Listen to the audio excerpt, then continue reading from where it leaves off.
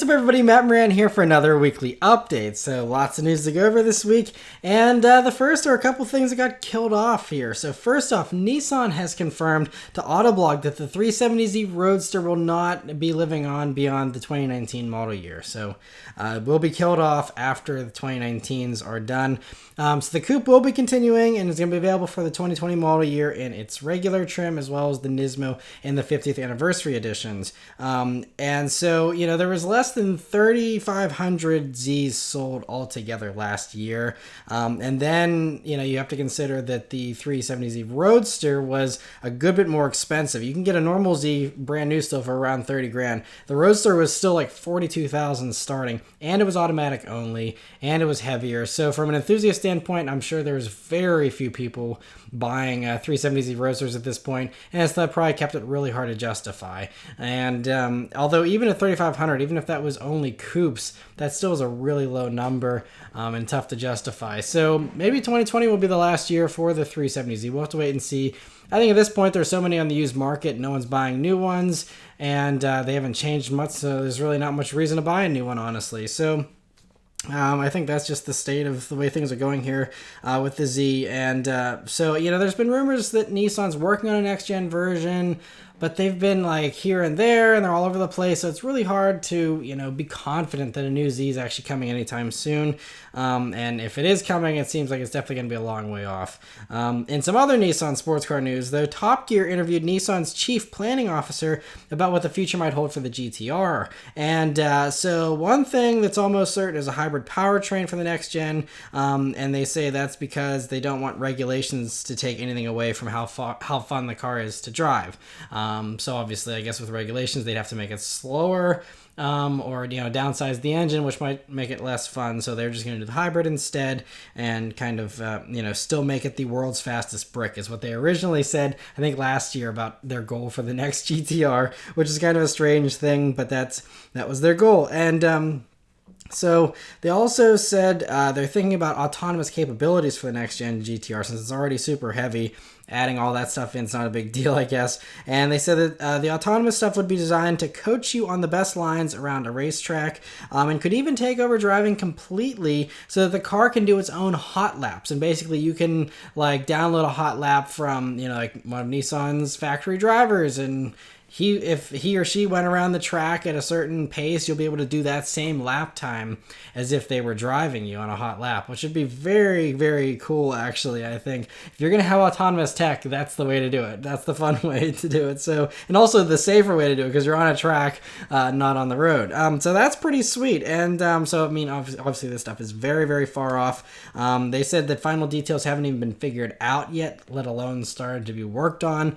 And you know how, especially with the Japanese car companies, they really want things to be perfect. So, you know, once they have decided on what they even want to do, I would guess another 5 years, you know, for development. That's usually the way it goes here. So, you know, I think if we have a new GTR by 2025, that would be pretty surprising, honestly. It might even be later than that. So anyone that's bored with the current GTR, sorry, I don't think you're going to have any relief anytime soon here.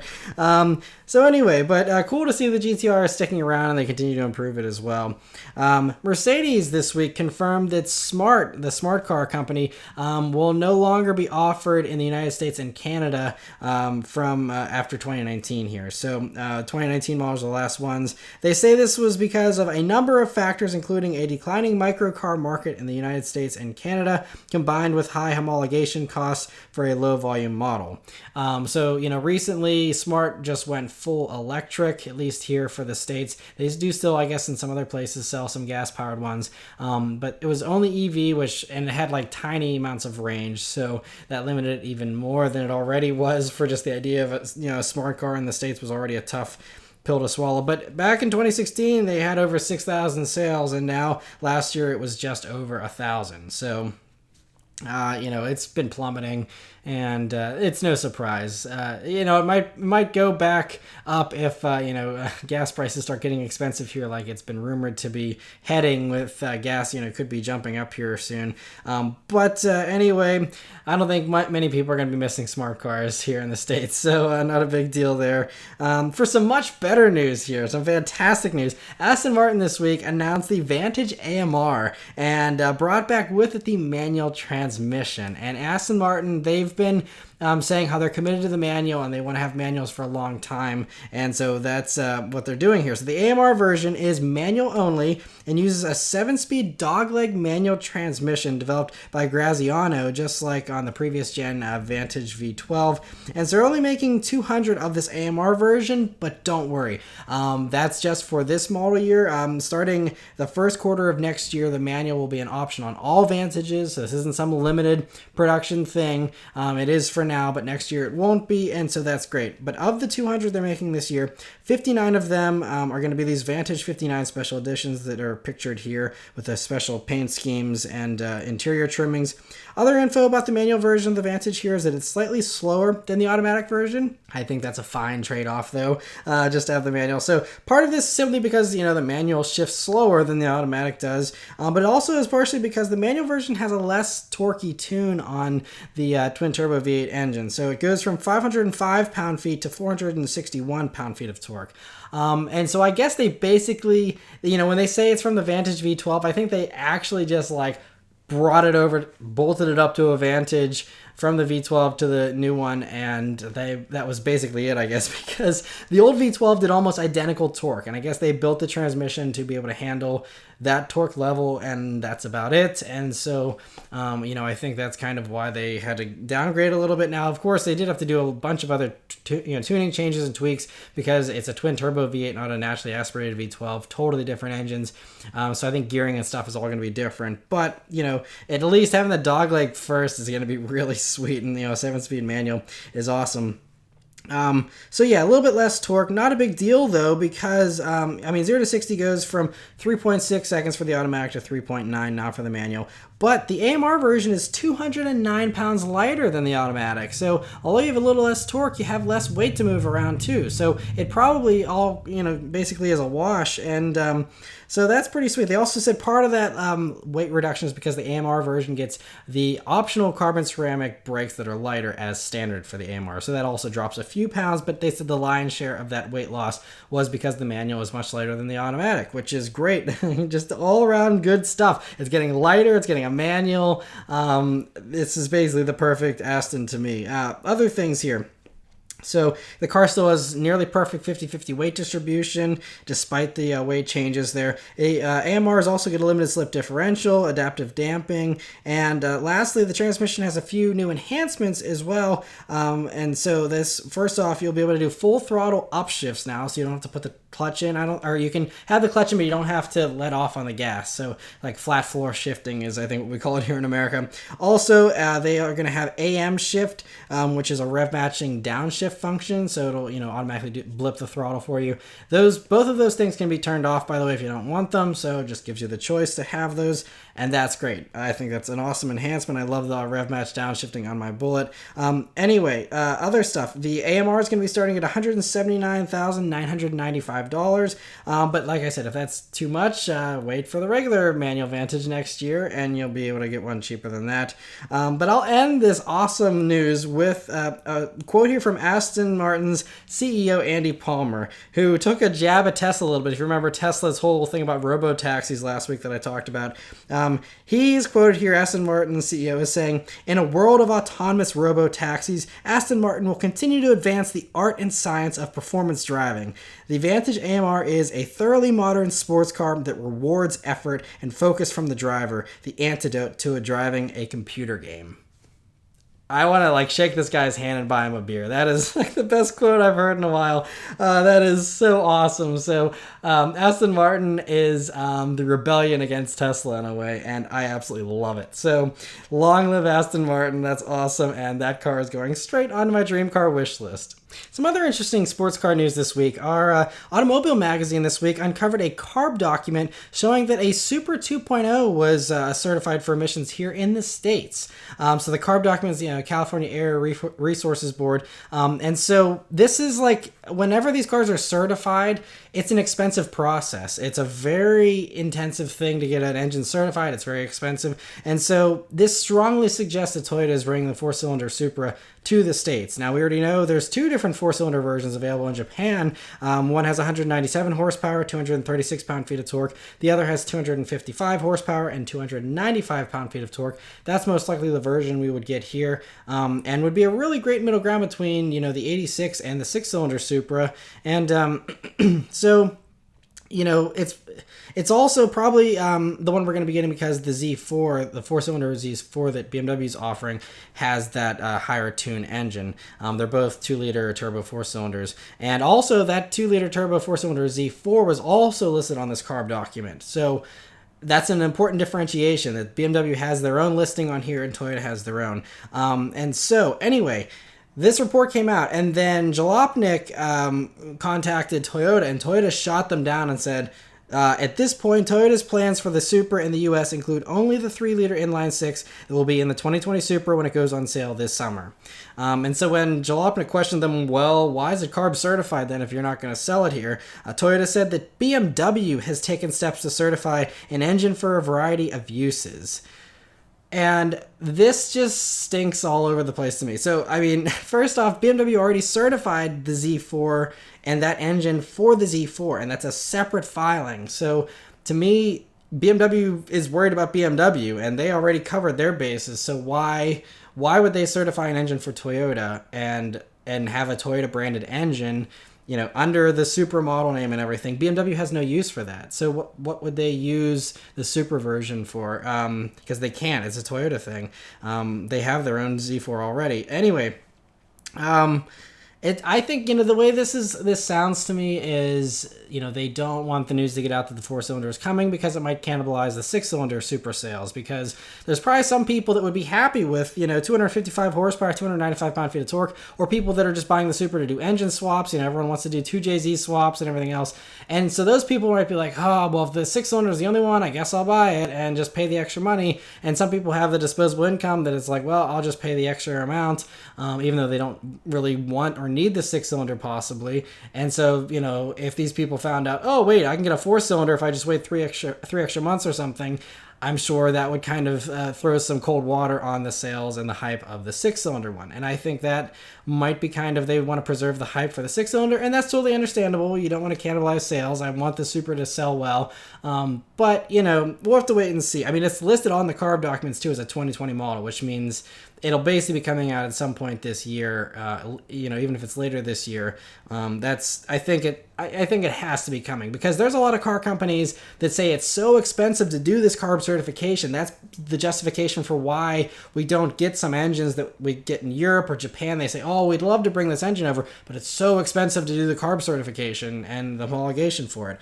So this is an extremely expensive process that they would not do just for the fun of it. And BMW certainly wouldn't be paying for Toyota's engines and stuff. So I'm not buying that excuse, but we'll have to wait and see if it's interesting nonetheless. And I'm really excited because I think a four-cylinder Supra would be awesome. You have nearly 300 pound-feet of torque in that small body. That would be, the faster BRZ that everyone wanted if you don't want to go for the full-on six-cylinder.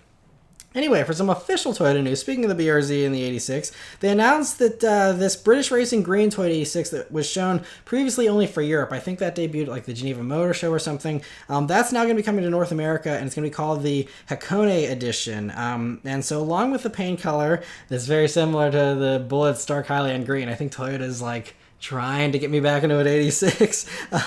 But in addition to that, it also gets these bronze wheels and tan interior accents and looks very nice. A very good color combo. Obviously, I'm pretty partial to it. Of course, there's no engine improvements, no performance improvements. It's just another special edition to try and keep this thing fresh until the next gen version's coming, which we heard rumors, like I just mentioned last week, of the new ones going onto the Toyota TNGA platform, potentially. So it sounds like they are definitely working on a new one. So this is just something that's going to be, this New Year's special edition, because this is going to be on sale this fall, and it's going to be the 2020 model of the 86. The last little bit of Toyota news here, though, is they announced the 2018 Camrys and Siennas are going to be able to have a retrofit done at the dealer to have Apple CarPlay and Amazon Alexa installed in the head unit and have it work on the head unit. And so no Android Auto still, but at least those two. I think they kind of just want to at least make it somewhat competitive with a lot of the other vehicles out there that are getting that kind of stuff. And so there's no pricing given for the upgrade, but Mazda offers a similar retrofit at their dealers now for previous versions that didn't have the Apple CarPlay already installed, and that retrofit was around $300. So I don't know if maybe Toyota will be cheaper or free or something. We'll have to wait and see. But anyway, interesting to hear that for those that own 2018 Camrys or Siennas. Chevy has announced some changes to the Camaro for the 2020 model year. And as we suspected, the very unpopular nose from the 2019 has been given an emergency refresh here. And all they did was they did the same thing they did to the SEMA car back in the fall, where they painted the center part there that used to be black. They painted that body color now, and then they moved the Chevy badge up to the grille. And so it works wonders to make the Camaro. I mean, I still don't love the look, but I think it's certainly a lot better than it was before. So that's cool, but they said, we listened to customers who really loved the SEMA show car, and it's like, no, everyone just hated the 2019. I mean, I do see a few 2019s around. There are some people that are buying them, but, I think most people aren't a huge fan of the SS bumper. There's other small packaging changes. There's like a new lime green color that's going to be available and stuff, but the biggest news is actually the addition of the 2020 Camaro LT1 model. And so this is a new bare bones V8 version of the Camaro, actually. It gets the V6's less aggressive appearance there, except for the hood, which is still from the SS for better cooling with the vents and stuff. Otherwise, it's a base bare bones, like 4-cylinder Camaro, except with the V8 engine in it. So basic interior and everything. But because of all that stripped out stuff, it's about $3,000 cheaper than the SS Camaro currently is. So, a good bit of savings. Other downgrades you get from the SS to the 1LT transition here is that it gets all-season tires on less aggressive wheels instead of the staggered summer tire and wheel setup that you have on even the 1SS Camaro. It's going to be starting at $34,995, including destination, which is $500 less than the cheapest V8 Mustang. So they now have undercut the Mustang, and I think that's what everyone wanted. The Camaros were always a little bit pricier, and people just wanted a basic one, and so Chevy finally listened, and they made a basic V8 one. And so, for those who don't want any kind of tech, don't like any interior niceties, they just want an engine bolted to a frame and a seat, you're set now. You're going to have that. Now, they did say you can add a couple of options to these 1LTs. You can get like a Bose and navigation package or something that gives you the better touchscreen if you want, and a few other small things, but that's it. And obviously, if you want a nicer interior, just go up to the actual SS model. But it also is a way to sidestep that new front bumper, since the V6 one has a more conservative front bumper as well, if you want a more mundane look there. Other changes here for the Camaro is that the V6 now gets the 10-speed automatic that was only on the V8 for the 2019s. Now it's going to be on the V6 for 2020. You can, of course, still get a manual in all of the Camaros still. The 4-cylinder turbo still uses the 8-speed automatic, but all the other ones now are 10-speed auto. And anyway, these 2020 Camaros are going to be going on sale this fall, so cool to see that. Chevy has also revealed a new teaser video here for the C8 Corvette and shows very brief glimpses of it lapping around the Nürburgring and stuff.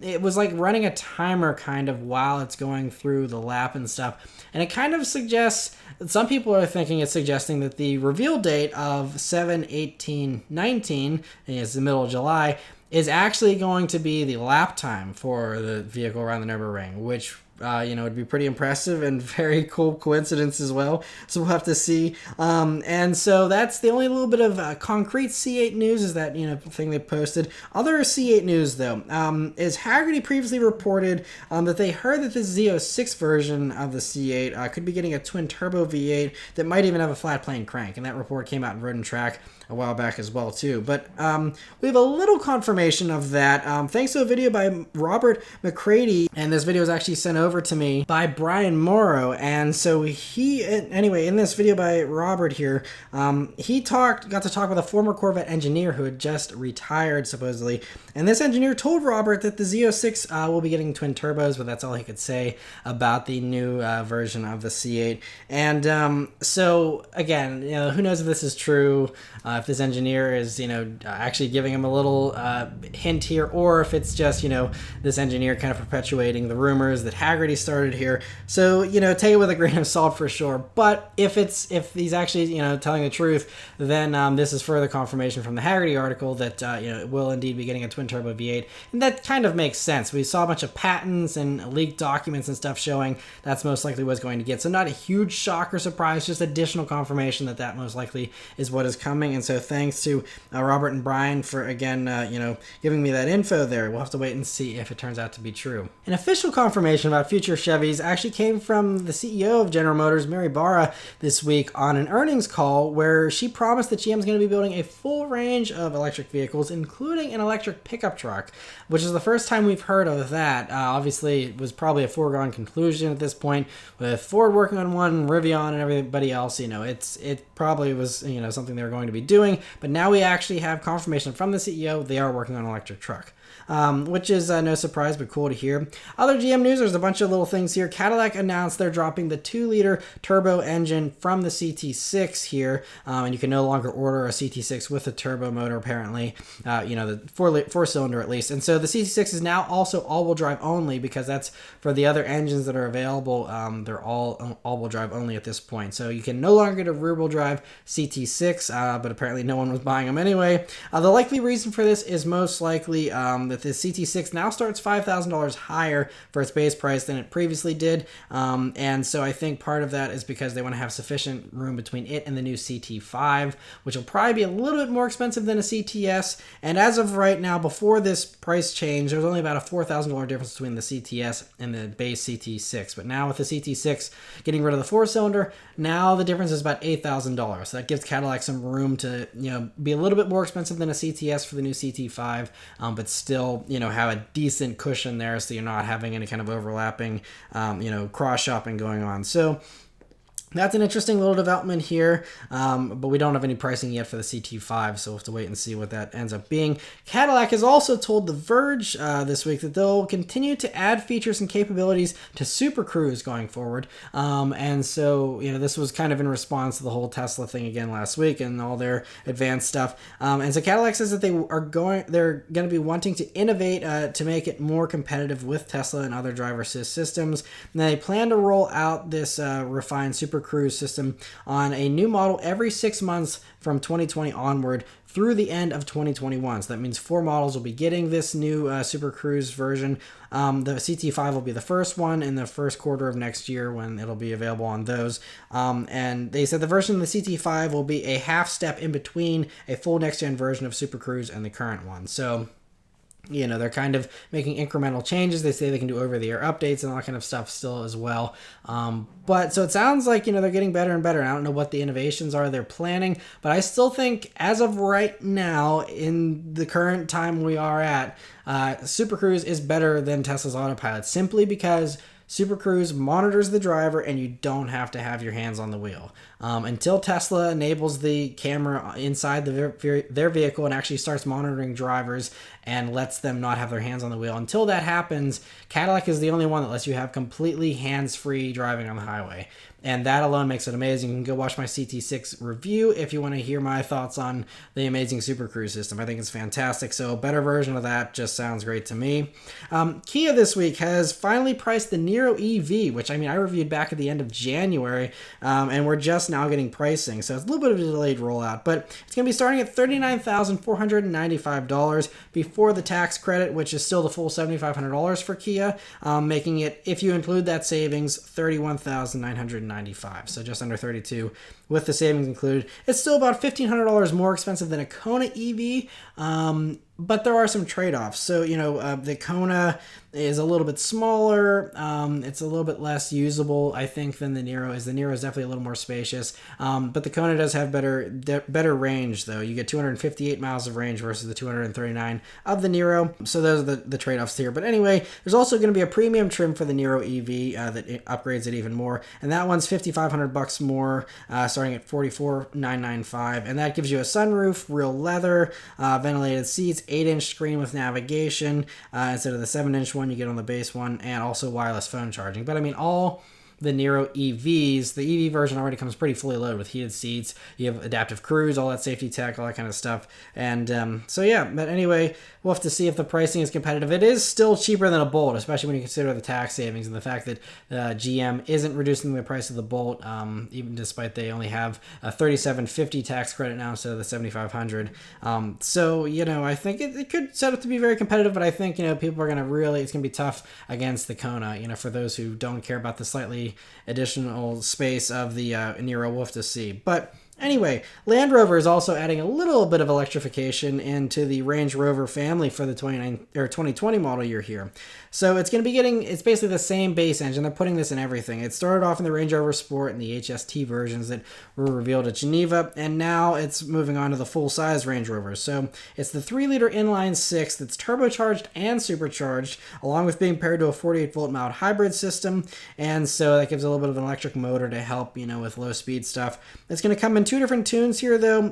For the engine, you get a P360, which has 355 horsepower, and then a P400, which has 396 horsepower. So you're only 355 to 396 isn't a big jump there, but the price is a pretty big jump. It's an extra $5,250, for that roughly 40 more horsepower. And so anyway, the starting price for that base one's going to be $92,195. The P400, they say, is going to do 0 to 60 in 5.9 seconds. They didn't give any kind of 0 to 60 numbers for the slower one there, but shouldn't be much slower since it's, again, only down 40 horsepower. And so that is the new base engine. So they're completely killing off the supercharged 3-liter V6 that was previously the base motor in these. And that's a shame because that motor sounded really good. And hopefully it at least lives on in the F-Type, if nothing else, for a little while longer.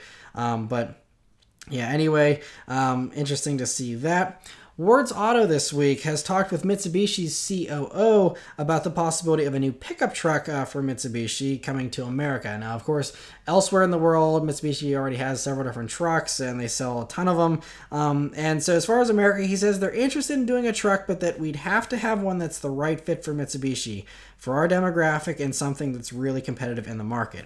So Wards is reporting that Mitsubishi will be developing the next gen of the Triton pickup that it sells elsewhere in the world, and could be potentially developing that to comply with North American regulations, so they can also just bring it over here too. It would have to, of course, be built here in the States, though, because of the whole, I think, chicken tax thing and stuff.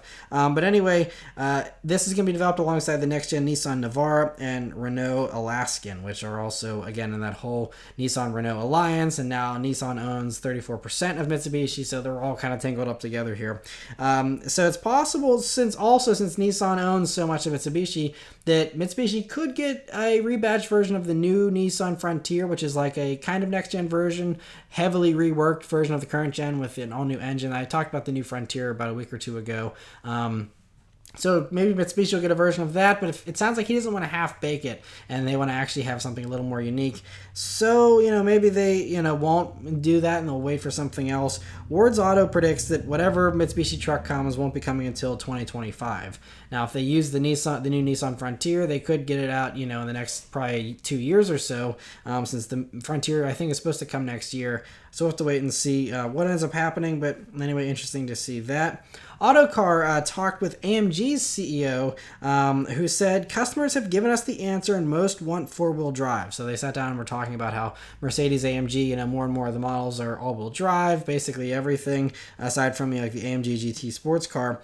And anyway, that quote, Autocar took to mean that they're basically not going to have any rear-wheel drive Mercedes-AMGs anymore, which probably isn't a shock, considering, they're just that's just the way everything's going. Everything is going that direction. BMW is making everything all-wheel drive, and they used to be rear-wheel drive as well.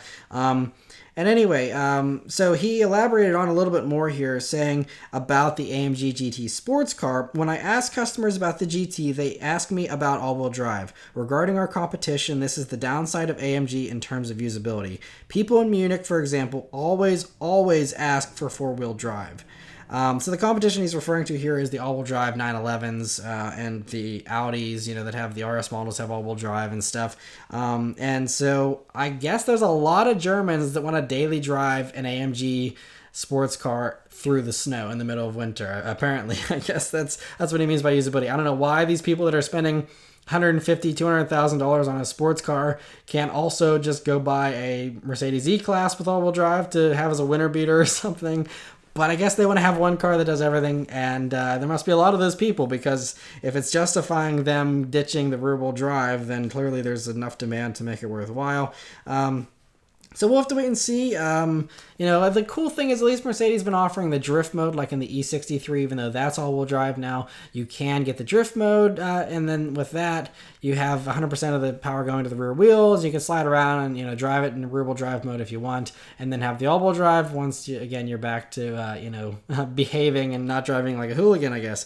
So we'll have to see. Hopefully they continue to retain that at least to give them some edge. But anyway, interesting to hear that. And we have a few spy shots this week, thanks to my spy photographer Brian Williams. First off, Volkswagen was spied here testing the Mk8 Volkswagen GTI, or the Golf, I guess, not the GTI version yet, but just the Golf here. And this time it has a little less camo. We've seen some of these in the past that was spied, like going through McDonald's drive-thru last year and stuff. Now we see it with less camo on the front, so we can really make out clearly how those headlights are going to look.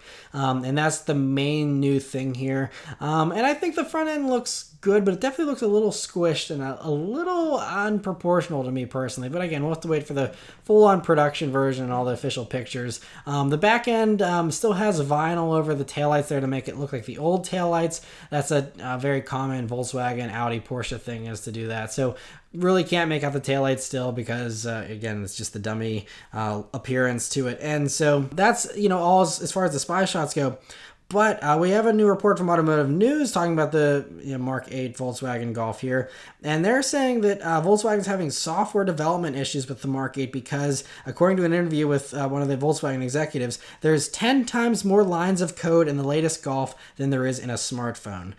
So because of these issues, supposedly the car was supposed to debut at the Frankfurt Motor Show this fall, but instead will be later on this year. And they were supposed to go into production full scale this year, and now it sounds like they're only going to barely start production before the end of the year for the Mk8 Golfs here for the German market first, and then next year they'll start rolling out to other markets. No word as to when the US is getting it, but I'm guessing sometime maybe late 2020.